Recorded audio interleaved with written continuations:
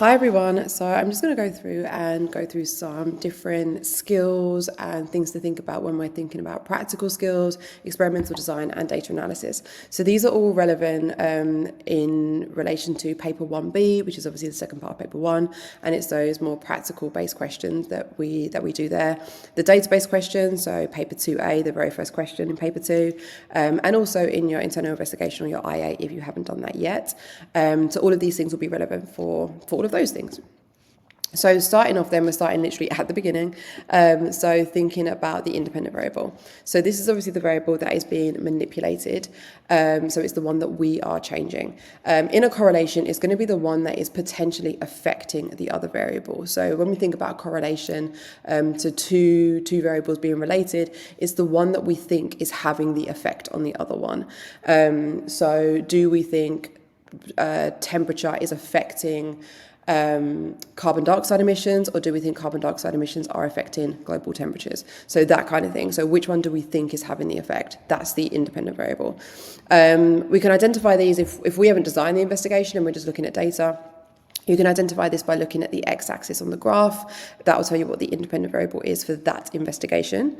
And then when we are designing experiments, the things to really think about are the range of the independent variable.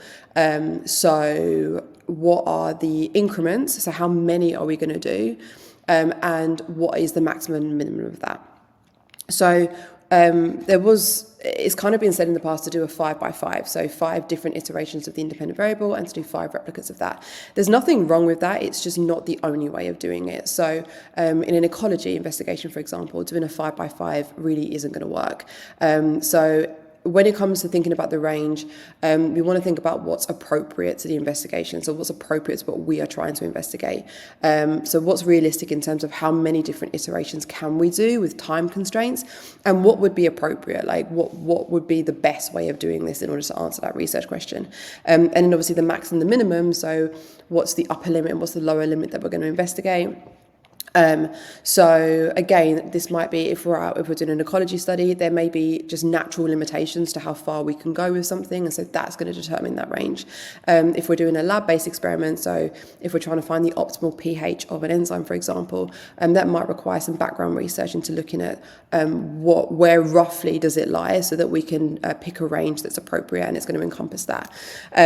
So the range needs to have quite careful consideration. And obviously, there should be only one in an investigation. We're looking to see the effect of the independent variable on the dependent variable, which I'm going to talk about in a second. If you've got more than one, then you don't know which one is having the effect. So there should only be one independent variable in an investigation, ideally. And then, as I said, you can identify these by looking at the x-axis. So the one on the left is obviously a bar graph. So temperature is the independent variable, and how is that affecting absorbance? And then on the one on the right, we've got tree height and how that affects stomatal density. So they are the two investigations that we've got there.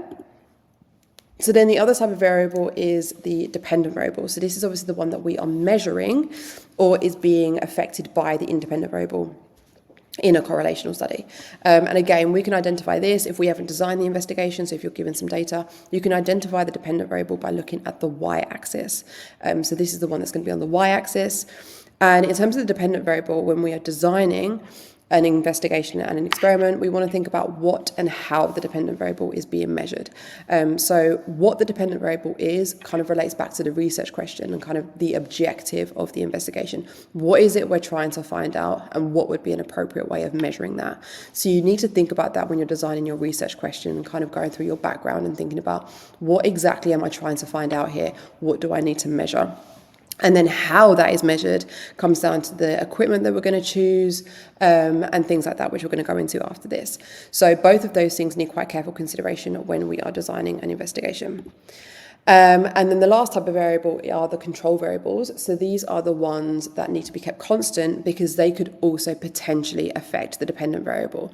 So your controlled variables theoretically could also be independent variables in other investigations. So they are variables that can also affect that dependent variable. And so we need to keep them constant so that they don't. If they're not kept constant, it's the same as having multiple independent variables. More than one thing is affecting the dependent variable, and so we can't work out what it it is that's actually having the effect. So in an investigation, ideally we want one independent variable, so one thing that we are intentionally changing, and then we need to identify as many controls as we can, so things that might affect the dependent variable, and we need to do our best to keep them constant so that they are not changing. And this varies wildly in how we are able to do that.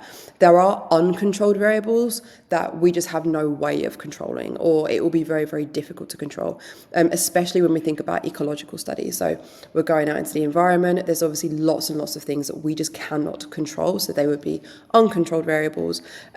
And they need consideration, and they may become quite important when it comes to the evaluation. But as far as possible, we want to try and control as much as we can to improve the reliability of our data. When control variables aren't very well controlled, that's when we start getting a lot of variability, large error, and that's when our data becomes less and less reliable. These also come under weaknesses in the methodology. So when we're thinking about our evaluation, some weaknesses that we could identify would be poorly controlled variables. So variables that we think have an effect on the dependent variable, or we know have an effect on the dependent variable, and weren't very easy to control, or we didn't control them very well, or they were a known uncontrolled variable that really did have an effect. They would come under weaknesses in the methodology when it comes to evaluation and writing up your IA. These do differ though to what's called a control experiment. So a control experiment is one that you run where all of the factors are kept the same. So this is kind of your standard experiment that you are then going to compare everything to. So if, for example, you're looking at the effect of a compound on plant growth or something like that, the control experiment might be the one where no compound was added. So you're looking at what happened when nothing was added. So what happened to plant height over time when we did not add that compound versus the treatment groups, which are the ones that had the compound added at different concentrations, say. So the control experiment is one that is used as a standard by which we compare everything else to. There are also what's called positive and negative controls, and these can be really useful in checking the procedure, particularly when you're doing like a lab-based experiment. It's really, if you do a whole experiment and say your data is all negative, so nothing really works, is that because your research question was incorrect, or your hypothesis was incorrect and actually the thing that you're investigating doesn't have an effect? Or was it because your procedure was faulty? There was something wrong with the procedure and it didn't work properly. So for example, if we're looking at an enzyme experiment and we're going to be looking at a color change, we want to make sure that obviously the enzyme is active and we've got the right concentrations, we've optimized that so that we are actually going to see a color change if there should be a color change. So these are positive and negative controls. So a positive control is one where you definitely see a response. So in the case of, so if I show you the next slide, for example, this is the iodine test for starch. So if we were trying to use this as part of our independent variable, the positive and the negative controls would just be confirming that the procedure works. So a negative control, when there is no starch, there is no starch present, we don't expect the iodine to change color. So that would be our negative test. So we put the iodine in a tube with no starch and it stays a brown or yellow color. A positive test would be putting that iodine in with a starch solution and checking that it does actually go blue-black, because that confirms that our iodine is working, it responds to starch. And now if our experiment was, for example, checking whether or not different foods contain starch, not a great experiment, but just for this example, we at least know that the iodine works. So positive and negative controls are largely used just to check that a procedure actually works the way it is meant to work. Again, if you're doing like a lab-based experiment using enzymes or anything like that, or indicators, they're not a bad idea just to double check that, as I say, the procedure's actually working how you expect it to work. Because if you get to the end and you've got like no data or everything's coming out of zero, it's really hard to then work out whether or not it's because there actually shouldn't be an effect or because your procedure wasn't right. So they are control experiments versus control variables. So moving on now into like when we are thinking about the dependent variable and things we want to think about, This kind of leads into this idea of precision and accuracy. And these are words that are often used incorrectly. So just to really clarify what they mean, or what we're aiming for, I guess, and then I'll go into what they mean. So the dartboards on the screen right now are kind of showing you examples of what like high precision, high accuracy, low accuracy looks like. So precision is how close together your repeated measures are. So when you repeat something multiple times, how close together are those repeats? That's precision. Accuracy is how close are you to the actual value, the actual measurement, or the actual result. So if we think about a dartboard, obviously the bullseye being like the actual measurement, for example. Accuracy is how close do we get to the bullseye. And then precision is when we throw multiple darts, how close together are those darts? So you can see the one on the top left is obviously low accuracy and low precision. The darts are all over the place and they're nowhere near the bullseye. The one on the right is, we'll talk about how you can get this, because this isn't uncommon, is where you have low accuracy but high precision. So you've got your repeats are actually all very similar, but they are nowhere near the actual value, or they're off from the actual value. So you've got low accuracy but high precision. High accuracy, low precision can also happen quite a lot. So this is where you're actually, you're not far off what the actual result should be, but the precision is low. So when you repeat it, there's variability, there's obviously error, and then so your precision is quite low. What we are always aiming for is having high accuracy and high precision. So we want our values to be as close to the actual value as possible, and we also want those repeats to be as close together as possible. So this is what we're aiming for on the bottom right. So again, precision is how repeatable the measurements are. And this also leads to, so the reason why I'm talking about this with dependent variable is because this connects to the equipment that we use. So the more precise an instrument is, it will give you more repeatable measures. So the precision of the instrument is important because it allows us to get more repeatable measurements. So we want to use instruments that are as precise as possible and appropriate for whatever we are trying to measure. And I'll talk about that a bit more in a second. Generally speaking, not generally speaking, it is the case, the smaller the increments of an instrument, the more precise it is. So the smaller the increments that it can measure to, that instrument would be considered more and more precise. So just to give you some examples of this, so we've got measuring cylinders up here. So you've been in the labs, you can see there's measuring cylinders of all different sizes. We've got 10 mil measuring cylinders, the smallest one here, and then we've got 100 mil measuring cylinders. We've actually got even bigger ones. We've got 500 mil, we've got 1 litre size measuring cylinders. The larger the measuring cylinder, the less precise they are. So the smaller the measuring cylinder, the more precise it is. However, we don't always just want to use the smallest measuring cylinder. If we actually need to measure out 500 ml of a solution, we are not going to be using a 10 ml and refilling it 50 times, because every time you use a piece of equipment, you introduce error. So using a piece of equipment multiple times to obtain a volume or a mass is actually less accurate, or less precise, I should say, than using a larger piece of equipment to do that. So you're using a less precise piece of equipment that you only need to use once. So if we need to measure out 500 ml of solution, for example, we're going to use a 500 ml measuring cylinder rather than a smaller one. If, however, we want to measure out 5 ml of a solution, then we are going to try and get the measuring cylinder that is as close to that as possible. So that may be a 10 ml, or we may even have a smaller one. So if we've got a smaller one that wouldn't require multiple measurements, then we would use that. So when it comes to precision, we want to think about what we're actually trying to measure and the magnitude of that as well when selecting equipment. We don't always just want to go for the most precise. Again, we've got rulers versus calipers. So a ruler, you're obviously very familiar with a ruler. They can go up to, you can measure up to like a millimeter, or they were in millimeter increments, I should say. And then we've got calipers that can get very, very, very accurate. So you can get to like 0.001 of a millimeter. So very, very accurate. But again, if you're measuring things that are like 10 centimeters long, 20 centimeters long, a caliper might not be appropriate. It's not going to be, you're going to have to take multiple measurements in order to get the overall measurement. And so that then becomes less. There's more error involved in doing that than just using a piece of equipment that is bigger but has less precision. So you need to think about the magnitude of what it is you're trying to measure. Last example that you would know of, obviously, are balances. The one on the left is very old school, wouldn't be very precise at all. And then we've got a 1 dp, and then we've got a 4 dp balance over here. So depending again on the size of the masses that we want to measure, you need to select a piece of equipment that is as precise, as close in precision to what we are trying to measure. So if we're trying to measure in the realms of like a gram or less, then yeah, we want to be going for these much more precise pieces of equipment.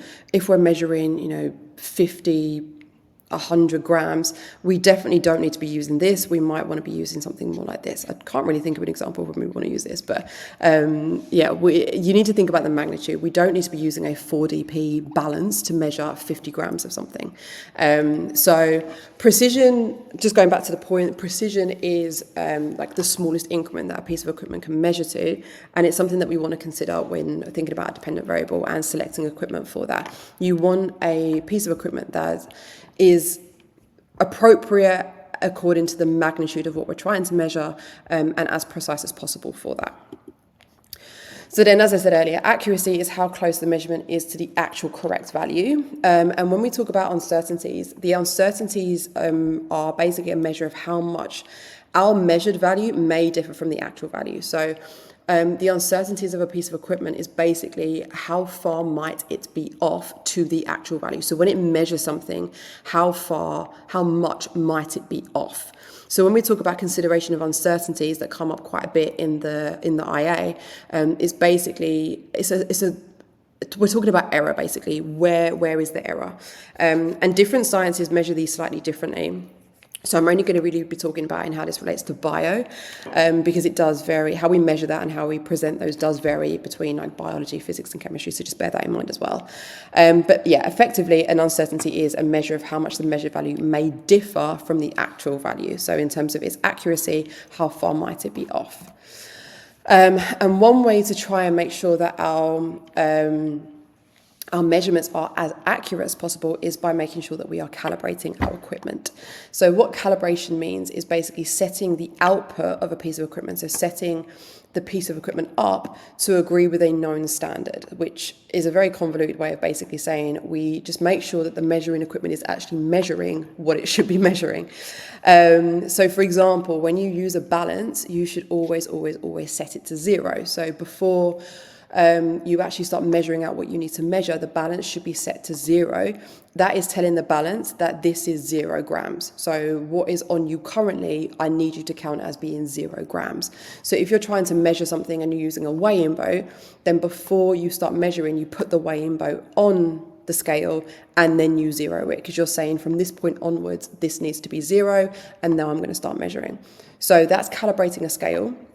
When we use a spectrophotometer, for example, right at the beginning, you have to put in a cuvette that contains just pure water, which is basically acting like a blank. It's saying that this is 0 absorbance. So it's asking the spectrophotometer to take the measurement and to count this absorbance as 0. So pure water, which is completely transparent, hopefully, should be 0.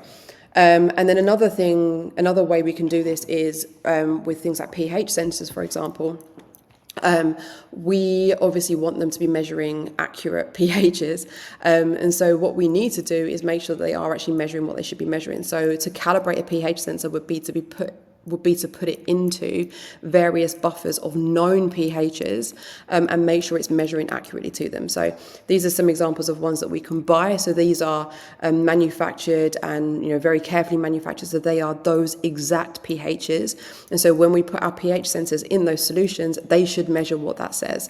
If they're off, then our piece of equipment usually needs to go off to be calibrated, or it needs to be repaired or something like that. So calibration is basically just making sure that the equipment is actually measuring what it should be measuring at the scale that it should be measuring it. And this is a way of reducing what we call systematic error, which I'm going to talk more about in a second. So as I said earlier, uncertainty is basically a measure of how much the real value may deviate from the measured value.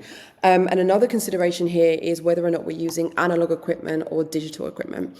So analog equipment is basically anything that we have to read off ourselves manually, whereas digital equipment obviously has like a digital readout where we just have to read off a number, which tends to be, for us, for humans, a lot easier to do than using analog equipment. So as far as reducing human error, digital equipment is usually preferable because, as I say, we are less likely to make an error reading off a number than we are reading off of a scale, for example. example.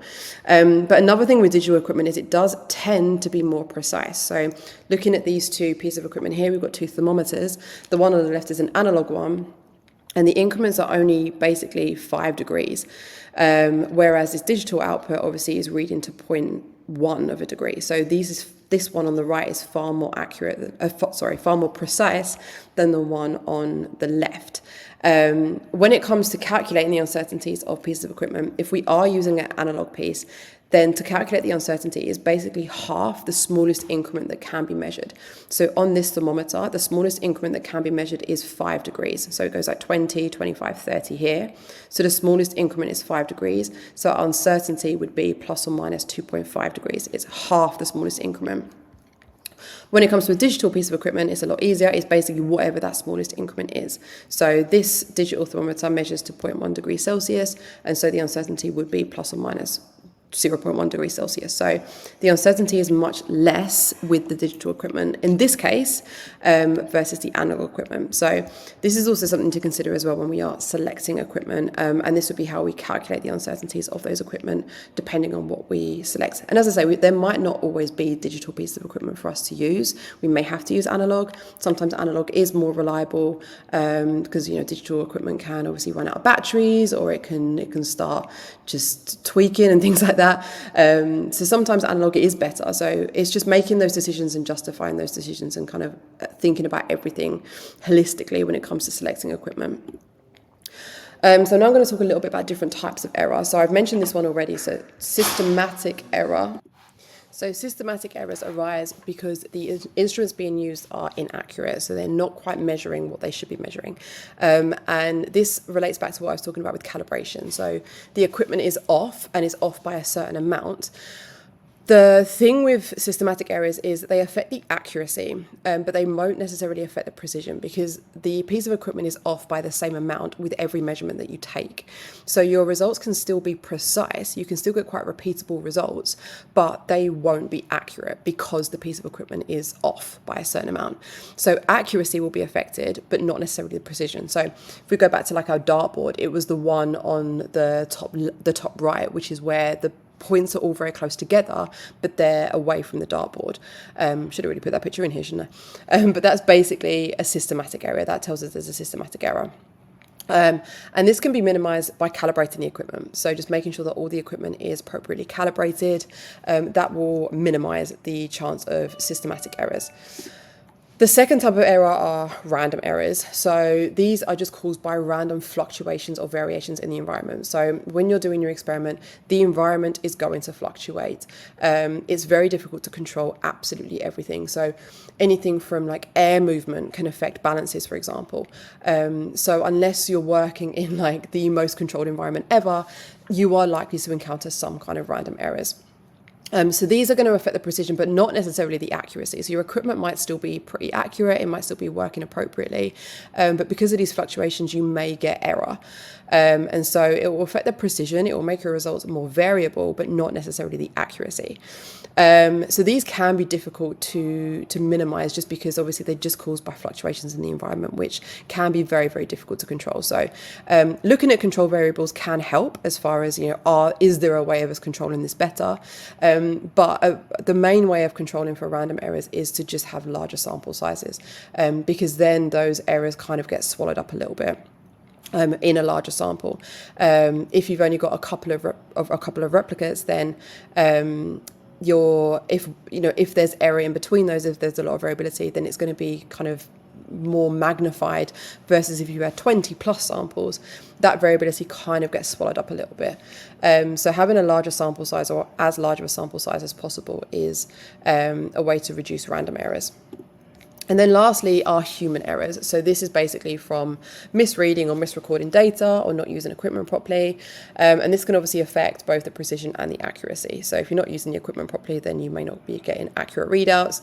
And if you aren't really following the procedure appropriately, then control variables probably aren't being controlled, and so it's going to affect their precision as well. These aren't great to discuss in an evaluation. These kind of come under like procedural errors, and it's basically just from you not following a procedure properly.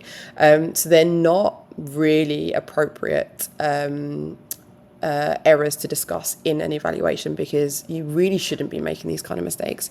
So clear procedures and good choices of equipment will help to minimize these effects. I say that there may be cases where, you know, there is genuinely a cause for discussing a more human error, but these are the kind of things that you should really be thinking about when you're designing your investigation. So doing a trial run of your methodology, of your procedure, to check that everything's kind of tight and that there's no glaring areas where you're going to be making lots of errors, is really the best way to minimize these. So trial experiments, checking equipment works, checking that you can use the equipment before you go and carry out your investigation is really good practice to try and avoid these kind of human errors, because as I say, they're not great to discuss when it comes to an evaluation. So when we talk about reliability, effectively we're talking about how dependent and how consistent the results are. And this is obviously related to how variable those results are, and also the accuracy of the result. So if we have a known value to compare our results to, then we can obviously assess the accuracy.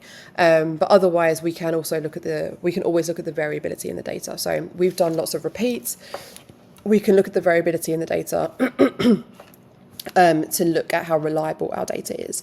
And this is a big part of the analysis and the conclusion part of an IA, but it also comes up quite a lot in paper 1B as far as, and the data analysis question as far as like assessing the reliability of data. And so there are a couple of ways of doing this depending on the data that you have in front of you. So we've got the size of the error bars or other measures of spread, for example, the R squared, which I'm going to go through in a second. So error bars are a crucial part of your analysis. So these are basically a representation of the error in an experiment. So we've got a bar graph on the left over here. It's the same bar graph I used earlier. So each of these bars represent a different temperature, and the error bars represent the error when I ran that experiment, however many times I ran that experiment. So say I ran that experiment 10 times at 90 degrees, the error bar represents the error in that experimental group. So they are often plus or minus 1 standard deviation, so that's what we commonly use, but they could also be standard error of the mean, or they could even be the range. And this depends on the sample size. So we only use standard deviation if we've got more than 5 samples. So anything less than 5 samples, then you need to use the range. If you've got more than 30 samples, which is quite unusual for a lab-based experiment, but if you are doing ecology, then you may very well have more than 30 samples. You can actually calculate the standard error of the mean. So standard deviation is one that we commonly use because we do encourage you obviously to try and get more than 5 replicates. But if you have got less than that, then the range is actually more appropriate to represent as the error bars. And as I say, basically these show the spread of the data around the mean. So if the bar represents the average or the mean, then the error represents the spread around that. When it comes to interpreting error bars or discussing error bars, basically the larger the error bars are, the more variability in the data there was, which tells us that the data is less reliable. So this error bar here, for example, shows that there's a lot of variability in that data set, and so this data in particular is not very reliable. It's got huge error bars. The smaller the error bars, for example this one over here, tells us that there's less variability, so there's less variability around that mean, and so the data is more reliable. So we're always trying to make sure that our error bars are nice and small, and we can achieve that, or we can try and achieve that by tightly controlled control variables and just a really methodical experimental design is primarily how we achieve getting smaller error bars and more reliable data. When error bars overlap, it suggests that there are values that are common in both groups. So values that are in kind of the lower bounds of this group are also common in this group as well. So where error bars overlap, it basically says that there are values common between 2 experimental groups, which suggests that there's probably not a significant difference between them. If they've got common values between them, then it's going to be less and less likely that we can say these 2 groups are significantly different to each other, or that they realistically are significantly different to each other. So overlapping error bars can suggest that there won't be any statistical significance, or there isn't a significant difference. But we can't confirm that without doing a statistical test. So you can say it suggests that, but you can't say that it is that, because we need to do a stats test in order to confirm that. We can see between these groups here that technically the error bars don't overlap. So even though both sets are quite large in terms of the error bars, so the data is not particularly reliable, especially this one here, because there's no overlap, there may actually still be a significant difference between those two. But again, we'd need to confirm that. So that's kind of how you look at error bars and how you can interpret error bars. When it comes to a scatter graph, so if we're looking at a correlation, then obviously we don't have error bars. So in this case, we are looking for the R squared. So the R squared is a mathematical calculation. It's linear regression, basically. Is it linear regression? Whatever. So it's a mathematical calculation that we do. Sorry, my maths isn't amazing. And basically, it's a measure of how much the trend line actually predicts the relationship between the two variables. So effectively, the closer the points are to the trend line, the higher the R squared will be. The more spread out the points are around the trend line, the lower the R squared will be. Because what that's saying is that trend line, the closer the points are to the trend line, is saying that that trend line is actually an accurate representation of that relationship. The more spread out the points are, it's saying that that trend line isn't an accurate representation of that relationship. So the lower the R squared, the more variability there is in the data, and therefore the trend line is a less accurate or less reliable model of the relationship between the variables. The higher R squared, the more reliable the trend line is as a model of the relationship between the variables. So R squared can be used to measure or assess the reliability when it comes to a scatter graph. So I mentioned a minute ago statistical significance. So this is another part of the analysis section, but also something to look for in that paper 1B and paper 2A, the DBQ. So a statistical significance is basically a mathematical way of determining whether or not a data set has true differences between them or significant differences between them. And the objective of a stats test is to obtain something called a p-value, which is basically the probability. So it's the probability that the results occurred by chance. So a p-value, that's what the p effectively stands for, is the probability that these results occurred by chance. So in biology, we use the threshold of p being less than 0.05 as statistical significance. So if we do a stats test and the p-value that we get out is less than 0.05, we would say that our results are statistically significant. Because what that is basically saying is that there is a less than 5% chance that the results occurred by chance. If you get an even smaller p-value, so you may get a p-value of 0.01 or 0.001, that decimal is basically the percentage. So a p-value of 0.01 is basically saying that there is a less than 1% chance that the results occurred by chance. So you can actually look at the p-value and state what that probability says. It's not always just that it's less than 0.05. You can look at the p-value. If it's significantly less than 0.05, if it's really low, then you can say as a percentage what that p-value tells you as a percentage is the probability that those results occur by chance. That makes sense. So that's what the p-value is, and that's what we're trying to get when we do a stats test. So there's a number of different stats tests. There's loads of different stats tests, but the only ones that we are really going to cover are the following. So when we're looking for a difference between two different groups, so if we've got two different experimental groups, and we want to look at the difference, then we are going to be doing a t-test. If we've got more than two groups, so 3+, then we're going to do it in an ANOVA. So similar to a t-test, but it's for multiple groups. If we're testing for a difference between observed and expected frequencies, and frequencies is quite important here because it has to be categorical data for a chi-square test, because that is the test that we would use. So this is where we have categorical data and we're testing to see if there's a difference between observed and expected frequencies. So it's quite a specific type of test in terms of like what we use it for. And then if we're investigating the correlation between variables, we can use Pearson's correlation coefficient or Spearman's rank. And they will both give you both a correlation coefficient, so you can measure the strength of the correlation, but you can also get a p-value. So if you use online calculators, they will also give you a p-value, so you can assess the significance of that correlation as well. And whenever we do a stats test, we need to write and state the null hypothesis and the alternative hypothesis. So basically, the null hypothesis is saying that there is no significant difference or correlation between the variables, whereas the alternative hypothesis is saying that there is a significant difference or correlation between the variables. So we need to state those before we do any stats test. So when you're writing your analysis, you need to state these two. These also come up in paper 1B and also in paper 2 as well. I've seen questions where they've asked you to state the null hypothesis or the alternative hypothesis as well, because a couple of these stats tests are actually part of the specification as well. So they can come up on paper 2 or paper 1 as questions.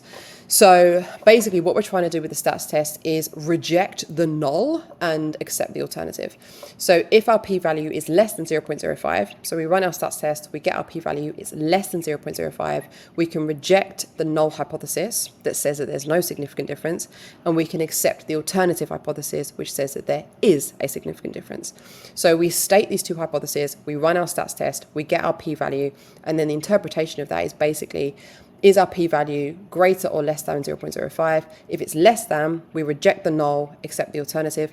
If it's greater than 0.05, so if our p-value comes out and it's bigger than 0.05, then we have to accept the null and reject the alternative. So we have to accept that there is no significant difference between the variables. Our stats test has come out, the probability is greater than 5%, therefore we cannot say that there is a significant difference between those groups, and so we accept the null hypothesis and we reject the alternative, okay? So then getting on to some more like just technical things, I guess. So when we're recording our measurements, and when we're discussing variables and things like that, never use the word amount. So in that paper 1B or any part of the papers, if they're asking you for variables, never use the word amount. Think about what the actual measurement's going to be. Is it mass? Is it volume? Is it concentration? Is it length? Is it time? What is it? So use the actual measurement, never use the word amount, and always try and be specific, obviously. And this also goes for when you're drawing your tables and stuff like that. Obviously in the table headings, you want to be using the correct unit of measurement, so mass, volume, blah, blah, blah. The recorded data should also be to the same precision as the instrument used to measure it. So if you're using a balance to 0.01 grams, then all of your measurements should be basically to 2 decimal places. So there should be agreement with the recorded data and the stated uncertainty of the instrument used to measure that. So that uncertainty needs to go in the table heading. And all of your data should be in line with that, as should your process data. So your calculations of the mean and the standard deviation should also be to the same level of precision as the uncertainty of the instrument. So you can't have values that are more precise or more accurate than what your measuring instrument was. So if the balance was to 0.01 grams, then all values in that table should be to 2 decimal places. And always, always, always use standard international units. So grams, kilograms, meters, things like that. Basically, we're just not using Fahrenheit, and we're not using things like cups or gallons or pints to measure volumes. Like it's basically none of the American measurements. It's all of the standard international ones. So again, when it comes to processing data, you're going to construct a data table, and as I said, all of the values in the data table should be consistent with the uncertainty, which needs to be stated in the table heading. So all of these values you can see are all to the same level of precision. So they're all to 1 decimal place, and also to 0.01 basically. So they're all to the correct level of precision. I've calculated the mean, which is, as you know, you've learned about the mean for years. So it is the center of the collection of numbers. It's the average. And then standard deviation obviously represents the spread of the data around the mean. And these can both be affected by outliers. So I want to talk a little bit about outliers and what to do with them. So in this example, these two, if you look at this data, are kind of inconsistent. They seem to stand out as being much higher than the rest of the values in those replicates. So these would be considered outliers. So this is data that doesn't fit the trend. So they just look off. So you've got like 5 replicates, 4 look pretty similar, and then there's one that just jumps out as not being consistent. The thing with outliers is you cannot exclude them without justification. So you cannot just take an outlier out because it ruins your data, because it makes your mean look funny. There has to be a reason for it. And that reason needs to come from, when you were carrying out the experiment, you noticed that a control wasn't being controlled at that particular trial. So for example, if you're using a water bath to control the temperature, you may have noticed that it actually switched off for that particular trial. So the temperature definitely wasn't being controlled. In that case, then obviously you can exclude it because you've got a valid reason to do so. But otherwise, you really can't. You can't just exclude them because it doesn't fit your data and it makes your error bars large. Unless you've got a good reason to, you can't exclude them, especially when you've got small sample sizes. So 5, 10 samples, you start taking data out, your sample size gets even smaller. And so you're going to kind of get more error anyway, or more variability in the data anyway, if you start excluding. So especially when there's a small sample size, you really can't just exclude outliers. You can't exclude them anyway, but especially when you've got small samples. These can be identified mathematically. So you could find the interquartile range, and then you do 1.5 times that, and then subtract that from the first quartile to get kind of the lower bound, and then add it on to the third quartile to get the upper bound. And then if any value is outside of that, then you can consider that an outlier. So they can be calculated mathematically. They don't have to be, but you can calculate them mathematically. In order to justify something being an outlier, you could do that. One way of kind of working with outliers is to show the processing with and without the outliers. So in your IA, for example, if you do notice you've got an outlier, you don't really have a valid reason for excluding it. You can still identify it, and then you can show the processing both with and without to show the effect it is having, and then kind of discuss both and kind of discuss that effect. So that's one way you can work with outliers. And then if possible, so if you notice this as you're going along and you've still kind of got the equipment set up, you're still able to take more measurements, then just go and repeat more. So go in, if you notice that a trial is off, go and repeat it again. And then that gives you more justification for being able to exclude it. If you then get a correct result, you can say, we noticed it was off, we repeated it, and then it was more in line with the others. It gives you more justification. But even if it doesn't, then at least it increases your sample size. So it should kind of swallow that error up a little bit more. So that's dealing with outliers. So we've talked a lot about sample size, or I've mentioned sample size a bit already.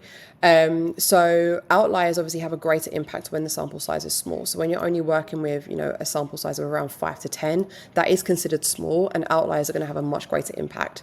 So the other thing about small sample size is that it may not be representative of a population. So if you're doing like a survey of the school, we've obviously got 500 kids in the high school. If you only went and asked 6 of them what they thought about something, that is not a representation of the population. So small samples don't necessarily represent a whole population either. So we're always trying to kind of get as large a sample size as is realistic when we're carrying out an investigation. Obviously, we'd love to get 20, 30 samples per trial, but that's not always going to be realistic in terms of how long each trial takes for us to do. So, we're always trying to get as much as we can without compromising on things like time and stuff like that. So small sample sizes really aren't ideal. We want to try and get them as big as possible with the time that we have available. It's also generally more difficult to reach statistical significance with a smaller sample size. So if the sample size is really small, then you're unlikely to get statistical significance unless your error bars are tiny, which is going to get less and less likely with a small sample size. So there may not be much you can do about increasing your sample size when you're designing an investigation, but it's definitely something to talk about when you are doing your evaluation.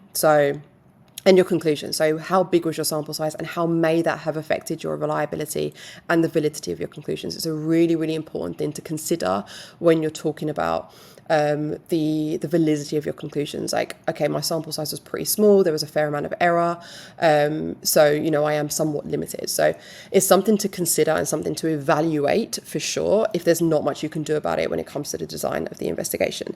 Another way to think about this is obviously you guys with your grades, if we only tested you 3 times in the entire year, that's a very small sample size for us to then determine your overall grade. If you have one bad day on one of those grades, that obviously has a huge impact on that overall kind of average, I guess. Whereas if we give you 10, 15 tests over the course of a year, even if you have 1 or 2 bad days, the other tests can kind of swallow that up. So that's another kind of analogy for you to think about in terms of like the effect that a sample size can have on the average and on the reliability of a data set. So when it comes to analysing data with a scatter graph, there's a couple of things to look at. So we've also got the correlation coefficient, which is the strength and the direction of the correlation, which I think you've probably done in maths, so I don't need to go too much into that. I will show you something in a minute, but yeah, the correlation coefficient, so the strength and the direction. We've got the coefficient of determination, or the R squared, which I talked about a minute ago, which is basically the fit of the trend line. So you can look at that. And another thing to look at is the skewness. So is it evenly distributed, like nicely along the data line, along the trend line, or does it cluster around certain points? So this one here, I would say is skewed. There's a big cluster down here, and then there's far fewer down here. So another thing to look at when you're analysing a scatter graph would be the skewness. Does it cluster at certain points? And then the last thing you could look at is the sample size. So literally count the number of points. How big is the sample size? Or if you're looking at 2 different scatter graphs and you're asked to compare them, how does that sample size compare between the 2? Another thing to keep an eye out for are non-linear relationships. So especially, I mean, this is a past exam question, or it was a graph in part of a question, where they actually show you 2 trend lines. And so look for changes. Look for changes in the gradient, look for changes but in the data. So this is more of a non-linear relationship where it's a much steeper gradient here, and then it sort of levels out to be a bit more of a plateau here. So talk about that. So when you're analysing data, particularly in that like database question, or in paper 1B, look for a non-linear fit and then talk about the differences in the gradients, or if it's a curve of best fit, like how the gradient differs, where's the plateau, when does it start to plateau, identify specific points. So if you start noticing a plateau, at what point is that? Again, this question literally gave you the points, so it's like 35. So where do the changes occur, and is there anything that you can kind of associate with that? And then just going over correlations, just in case you haven't done them before or you're not familiar. So perfect positive correlation has an R value of +1, 0 correlation has an R value of 0, and then a perfect negative has an R value of -1. So the closer your correlation coefficient is to 0, the weaker the correlation. The closer it is to either -1 or +1, the stronger the correlation, and then whether or not it's positive or negative is whether or not the correlation is positive or negative. So if it's positive, as this variable increases, so does this one. If it's negative, as this variable increases, this one goes down. So they're different relationships. And then analysing a bar graph, the different things to look at. So you've obviously got the size of the bars because they represent the mean. So how do the means differ effectively? The size of the error bars, we've talked about this quite a lot already. So do they overlap? How big are they? What does this tell you about the reliability of the data? And then obviously the overlap of the error bars as well. So are they overlapping? What might that tell us about whether or not there are significant differences between those groups? So these two, for example, clearly no overlap, quite a big difference between the mean. Error bars are reasonably large, so data's not too reliable, but we would say there probably is a difference between those two versus these two. There's a lot of overlap. The means aren't that different, and there is not a huge amount of, actually, the error bars aren't too bad for those two. So different kind of conclusions can be drawn from that. And then the last thing then is just a quick thing on evaluation. So when you evaluate your methodology, there's obviously 2 parts to this. There's the weaknesses and there's the limitations. So weaknesses are things like your poorly controlled control variables, like how well were they controlled? Did you notice anything when you were carrying out your experiment? Did that control change? Was it harder to control the temperature after a certain point or anything like that? So basically, even if you tried to control the control variables, how successful were you at doing that?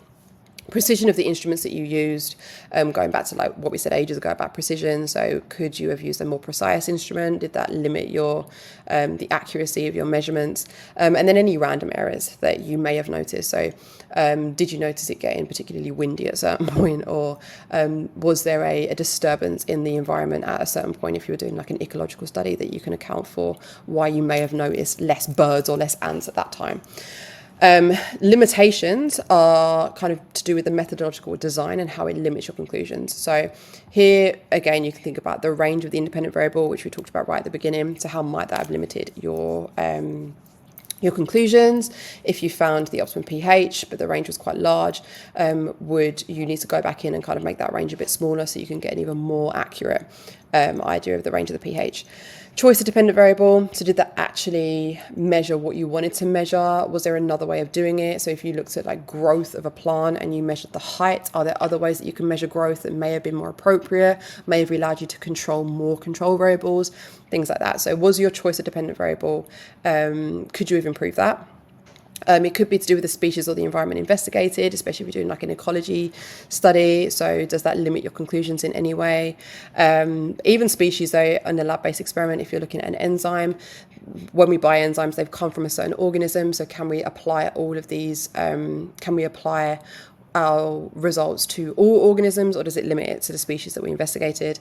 And then any assumptions that you made that may or may not be true. So if you're using a model, what kind of assumptions did you use for that model, and how may they have limited your investigation if they weren't true? And then obviously for all of these, you need to come up with specific improvements that address those weaknesses or limitations. They need to be specific and they need to be realistic. And realistic basically means we could purchase a new piece of equipment quite easily and you could repeat that experiment tomorrow. So that's a realistic experiment, a realistic improvement. So when it comes to your evaluation in your IA, this is kind of the most important thing. But they can ask you about evaluation questions in paper 1B or at any point really. So this is something to still think about even when you're revising for your actual papers. So I hope that was helpful. And yeah, I think that covers everything. Well, it's not everything, but I hope it covers most of the things that are relevant anyway. So yeah, thank you.